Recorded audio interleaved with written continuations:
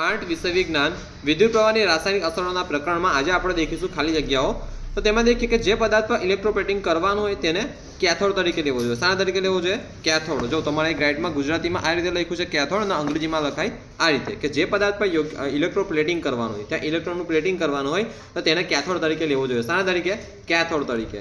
અલ્પ પ્રમાણમાં એટલે કે ઓછા પ્રમાણમાં પાણીમાં રહેલ ખનિજ સાર તેને વિદ્યુતનું શું બનાવે છે? વિદ્યુતનું વાહક એટલે કે તેમાંથી વિદ્યુત પસાર કરી શકાય છે. હવે આપણે દેખો પાણીનું અણુ સૂત્ર યાદ રાખવાનું છે H2O. બાથરૂમના નળ અને સાયકલની ઘંટડીનો દેખાવ ચરકાટવાળો બનાવવા તેમના પર ક્રોમિયમ શાનું પ્લેટિંગ? ક્રોમિયમ શાનું પ્લેટિંગ? ક્રોમિયમનું પ્લેટિંગ કરવામાં આવે છે. ક્રોમિયમનું ઇલેક્ટ્રોપ્લેટિંગ કરવામાં આવે છે. તો શાના પર? તો કે બાથરૂમના નળ અને સાયકલની ઘંટડી પર. બરાબર છે. ચરકાટવાળો હોય ને નળ દેખો તમે એકદમ નવો ચરકાટવાળો હોય, સાયકલની ઘંટડી પણ એવી હોય સરસ મજાની. પછી પાણીના વિદ્યુત પૃથક્કરણની પ્રક્રિયામાં ઓક્સિજન વાયુ એનોડ પાસે ઉદ્ભવે છે. શાના પાસે? એનોડ પાસે. જો અ પરથી મેં ગઈકાલે કીધેલું બરાબર ને, ઓક્સિજન એનોડ અને પહેલા આવે એટલે શું? પોઝિટિવ એટલે કે ધન ધ્રુવ હશે. બરાબર. વિદ્યુત ભારોની એક ચોક્કસ દિશામાં થતી ગતિના કારણે વિદ્યુત પ્રવાહ રચાય છે. શું રચાય છે? વિદ્યુત પ્રવાહ. શું રચાય છે? વિદ્યુત પ્રવાહ. કે વિદ્યુત ભારોની એક ચોક્કસ દિશામાં થતી એક ચોક્કસ ફિક્સ દિશામાં થતી ગતિના કારણે વિદ્યુત પ્રવાહ રચાય છે. પછી આ જે પ્રવાહી તેનામાં રહેલ ધન અને ઋણ આયનોને લીધે વિદ્યુતનું વહન કરે છે તેને વિદ્યુત દ્રાવણ કહેવાય છે. ફરીથી કે જે પ્રવાહી તેનામાં રહેલ ધન અને ઋણ આયનોને લીધે પોઝિટિવ અને નેગેટિવ આયનોને લીધે વિદ્યુતનું વહન કરે છે તેને વિદ્યુત દ્રાવણ કહેવાય છે. વિદ્યુત દ્રાવણ કહેવાય છે. પછી જે બંધ માર્ગ પર વિદ્યુત પ્રવાહનું વહન થાય છે તેને વિદ્યુત પરિપથ કહેવાય. પરિપથ કોનો રસ્તો? પથ એટલે કે કોનો રસ્તો? વિદ્યુતનો રસ્તો. બરાબર. કે વિદ્યુત પરિપથ કે જે બંધ માર્ગ પર વિદ્યુત પ્રવાહનું વહન થાય છે તેને વિદ્યુત પરિપથ અથવા ઇલેક્ટ્રિક સર્કિટ કહેવાય છે. પછી નિસ્યંદિત પાણી એ વિદ્યુતનું શું છે? અવાહક છે. એટલે કે તેમાંથી વિદ્યુત પસાર થાય નહીં. નિસ્યંદિત પાણી અથવા ડિસ્ટિલ વોટર એકદમ શુદ્ધ આવે, pH 7 આવે, 7ની એની pH આવે અને તેમાંથી વિદ્યુતનું વહન થાય ને તેથી તેને વિદ્યુતનું અવાહક કહેવાશે.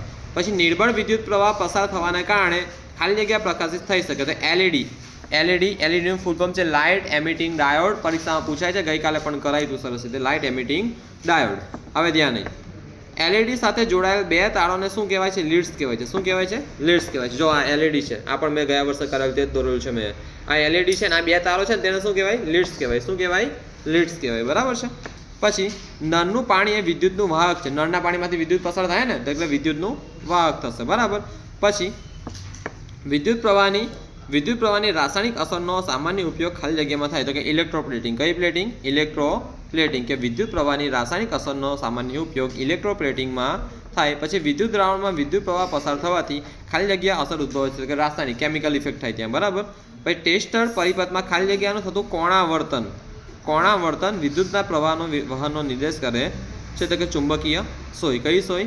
ચુંબકીય સોય. ઓકે. પછી વિદ્યુત પ્રવાહની ખાલી જગ્યા અસરને લીધે બલ્બ પ્રકાશિત થાય છે કે ઉષ્મીય અસરને લીધે. હે ને તમે દેખજો બલ્બને કાઢીને ચેક કરજો, ગરમ થયેલો હશે. કર્યો છે કોઈ દાડે? પેલા ચાલુ રાખવાનો 5-1 મિનિટ, પછી એને બંધ કરી દેવાનો, પછી શાંતિથી એમ કહીને હાથથી નહીં કાઢજો, કકડાથી કાઢજો. કકડાથી કાઢીને પછી એક નીચે ટેબલ પર કાં તો નીચે જમીન પર મૂકજો ને પછી ચેક કરજો, અડકજો, ગરમ હશે. પેલા કપડાથી કાઢવાનું કેમ કેવું કે એટલો ગરમ હોય ને કે તમે પકડતા કદાચ તૂટીને નીચે બલ્બ પર પડે ને તમને વાગે. હે ને જો કાચનો કેવું છો, પેલો સામાન્ય જે અત્યારે વાપરે છે તે એલઈડી પ્લાસ્ટિકના તે બી ગરમ થાય પણ તે એટલા બધા ગરમ થાય નહીં, માઇનર થાય છે. પણ આ ગોળા વધારે, કાચના ગોળા આવે ને પેલા 100 વોલ્ટના ગોળા તે વધારે ગરમ થાય કેમ કે એનો વોલ્ટેજ વધારે હોય.